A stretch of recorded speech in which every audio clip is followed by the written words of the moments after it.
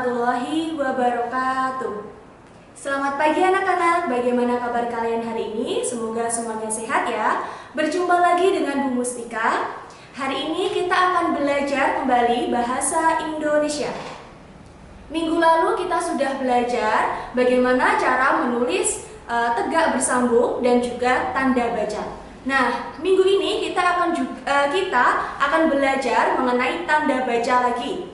Materinya, penggunaan tanda titik pada akhir kalimat, kemudian huruf kapital dan tanda titik pada kalimat, yang terakhir adalah kalimat tanya.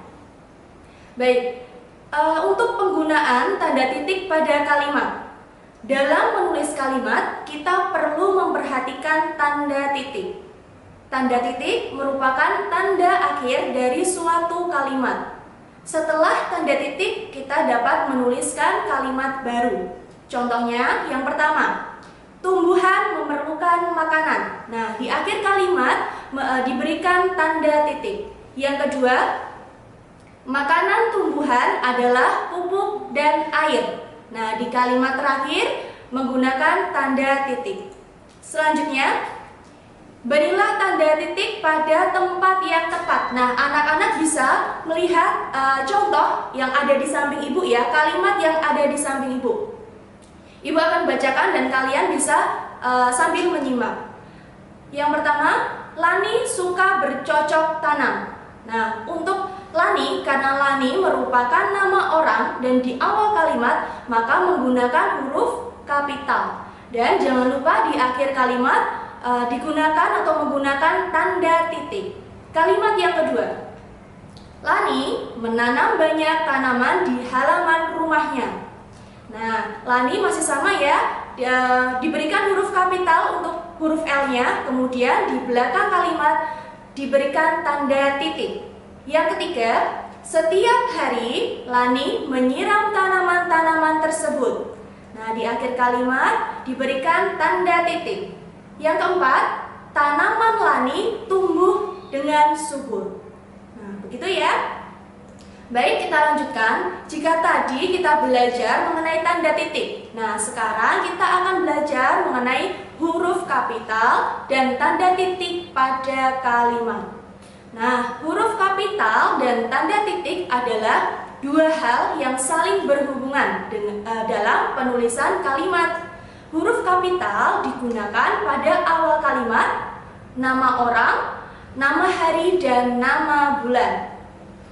Untuk mengawali kalimat juga harus menggunakan huruf kapital. Contohnya, yang pertama, Doni merawat tumbuhan. Nah, Doni adalah nama orang dan juga di awal kalimat. Maka untuk Doni, D menggunakan huruf kapital. Dan tidak lupa di akhir kalimat ditandai titik. Baik, yang nomor dua, Doni rajin memberikan pupuk dan menyiramnya dengan air. Nah, di akhir kalimat jangan lupa diberi tanda titik. Dan juga Doni menggunakan huruf kapital. Baik, kita lanjutkan ya. Mengidentifikasi tanda baca saat menuliskan cerita. Nah, yang pertama, sebuah cerita terdiri atas banyak kalimat. Yang kedua, saat menulisnya, kalimat-kalimat tersebut harus saling berkaitan. Nah, yang ketiga, saat menulis cerita harus saat menuliskan cerita harus memperhatikan tanda baca dan menggunakan huruf kapital dengan tepat. Nah, itu tadi kita sudah belajar mengenai huruf kapital dan juga tanda titik. Nah, sekarang kita masuk ke subtema 4, yaitu mengenai kata tanya. Nah, penulisan kalimat tanya biasanya itu diawali dengan kata tanya. Kata tanya diakhiri dengan tanda tanya. Intonasi dalam kalimat tanya berbeda dengan kalimat pemberitahuan. Nah, macam-macam kalimat tanya itu ada banyak sekali. Ya, yang pertama, ada kata tanya apa. Kata tanya tersebut digunakan untuk menanyakan jenis, sifat, dan kegiatan. Contohnya, apa saja yang dibutuhkan agar tanaman bisa tumbuh? Nah, itu di akhir kalimat jangan lupa diberi tanda tanya ya. Kemudian yang kedua, ada kata tanya siapa. Kata tanya tersebut digunakan untuk menanyakan nama orang. Contohnya, siapa namamu? Nah, seperti itu. Lanjut untuk yang ketiga, kata tanya berapa. Nah, kata tanya tersebut digunakan untuk menanyakan bilangan yang mewakili jumlah, ukuran, nilai, harga, satuan, dan waktu. Nah, contohnya bagaimana, Bu? Contohnya, berapa jumlah tanaman di rumahmu? Nah, itu adalah menanyakan jumlah tanaman yang ada di rumah kalian. Itu ya. Jangan lupa di akhir pertanyaan diberikan tanda tanya. Kemudian kata tanya yang keempat, kata tanya kapan. Nah, kata tanya tersebut digunakan untuk menanyakan waktu. Ya, contohnya, kapan kita harus menyiram tanaman? Nah, lanjut ya. Yang kelima, kata tanya di mana. Kata tanya tersebut digunakan untuk menerangkan tempat. Contohnya, di mana kamu menanam bunga? Seperti itu ya. Yang keenam, kata tanya mengapa. Kata tanya tersebut digunakan untuk menanyakan sebab, alasan, dan perbuatan. Contohnya, mengapa tanaman harus diberi pupuk? Lanjut, yang ketujuh adalah kata tanya bagaimana. Kata tanya tersebut untuk menanyakan cara atau perbuatan. Nah, contohnya, bagaimana cara merawat tumbuhan dengan benar? Nah, seperti itu ya. Jadi kalimat tanya itu memiliki banyak macam, ada 6 ya, atau biasa kita kenal dengan istilah 5W 1H.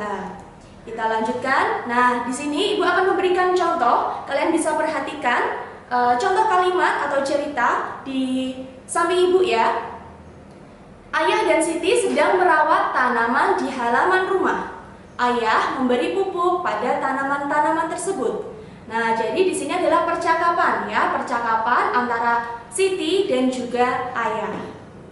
Oke, kita lanjutkan ya. Untuk Siti, mengapa tanaman harus diberi pupuk, Ayah? Supaya tanaman tumbuh subur. Pupuk mengandung zat-zat yang dibutuhkan oleh tanaman. Kemudian Siti menjawab lagi, apakah tanaman cukup dipupuk saja, Ayah? Jawabannya, tentu saja tidak. Tanaman juga membutuhkan air. Oleh karena itu, kita harus menyiram tanaman juga. Siti menanyakan lagi, kapan kita harus menyiram tanaman? Nah, ayahnya menjawab, setiap hari kita harus menyiram tanaman. Apakah kamu sudah melaksanakan tugasmu menyiram tanaman? Siti menjawab, baik ayah, aku akan melaksanakan tugasku dengan baik. Menyiram tanaman setiap hari. Nah, baik, itu ya anak-anak. Jadi percakapan tersebut adalah contoh bagaimana kalian menggunakan kalimat tanya. Mungkin itu saja yang dapat Ibu sampaikan. Untuk selanjutnya kalian akan belajar bersama Bu Pinky. Terima kasih, sampai jumpa. Halo anak-anak. Nah, sekarang kalian belajar dengan Bu Pinky ya. Tadi kalian sudah belajar dengan Bu Mustika tentang tanda baca. Nah, hari ini kalian akan belajar tentang materi karya seni 2 dimensi dan 3 dimensi. Nah, di soal ulangan harian pasti soal ini akan keluar. Nah, sekarang Bu Pinky akan menjelaskan sedikit saja tentang materi ini. Nah, perlu kalian tahu, karya seni rupa ini dikelompokkan menjadi 3 ya. Dikelompokkan menjadi 3. Yang pertama berdasarkan wujudnya, yang kedua berdasarkan masanya, dan yang ketiga berdasarkan fungsinya. Nah, berhubung kalian masih kelas 2, kalian hanya belajar pengelompokan karya seni rupa berdasarkan wujudnya, yaitu ada karya seni 2 dimensi dan 3 dimensi. Wah, kira-kira apa ya yang disebut dengan karya seni 2 dimensi dan 3 dimensi? Oke, kita bahas satu persatu ya. Yang pertama, karya seni 2 dimensi. Karya seni 2 dimensi ini adalah karya seni yang hanya memiliki 2 ukuran saja. Kira-kira ukurannya apa? Betul sekali, hanya memiliki panjang dan lebar. Contohnya apa ya Bu? Contohnya itu seperti foto, kaligrafi, ada poster, dan juga lukisan. Yang kedua, karya seni 3 dimensi. Nah, kalau karya seni 3 dimensi ini memiliki 3 ukuran. Ada panjang, ada lebar, dan ada tinggi ya. Contohnya itu seperti patung, seperti vas bunga, seperti celengan. Oke, mudah ya.